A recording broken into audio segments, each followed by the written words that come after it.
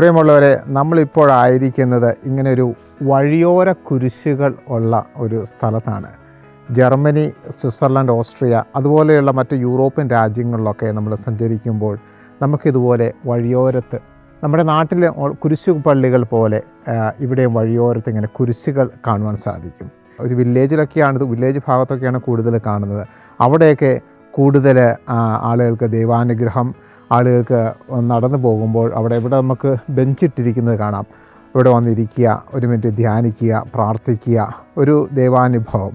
പ്രത്യേകിച്ച് ഇങ്ങനെയുള്ള ഈ നോമ്പിൻ്റെയൊക്കെ സമയത്ത് പലപ്പോഴും ഇവിടെയൊക്കെ നടക്കുമ്പോൾ, ഇപ്പം ഞാൻ ആയിരിക്കുന്നത് സ്വിറ്റ്സർലൻഡിലാണ്, ഇവിടെയൊക്കെ ആയിരിക്കും ആളുകൾ അതിൻ്റെ അടുത്ത് വന്നിരിക്കുന്നതും ധ്യാനിക്കുന്നതും ഒക്കെ കാണുവാൻ സാധിക്കും, പ്രത്യേകിച്ച് നല്ല വെതറൊക്കെ ആണെങ്കിൽ.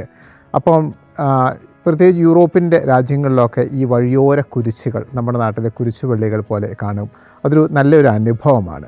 ഇപ്പോൾ ഞങ്ങൾ താമസിക്കുന്ന ഈ സ്ഥലത്ത് തന്നെ പലപ്പോഴും ഇങ്ങനെ നടന്നു പോകുമ്പോൾ ഇങ്ങനെ ഒരുപാട് കുരിശുകളൊക്കെ നമുക്കും കാണുവാൻ സാധിക്കും. വഴിയോര കുരിശുകൾ, ഇങ്ങനെ ബെഞ്ച്, അതിൻ്റെ അടുത്ത് തന്നെ ഇങ്ങനെ ഇരിക്കുവാനുള്ള ഒരു അവസരങ്ങളൊക്കെ. ഇപ്പോൾ നമ്മളായിരിക്കുന്ന ഈ സ്ഥലത്തിൻ്റെ അടുത്ത് തന്നെ ഇവിടെ ഇത് ബസ് സ്റ്റോപ്പാണ്.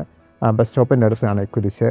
അപ്പം ആളുകൾക്ക് ആ ദൈവാനുഭവം ഫീൽ ചെയ്യാനുള്ള ഒരു അവസരം കൂടെയാണ് ഇങ്ങനെയുള്ള വഴിയോര കുരിശുകൾ.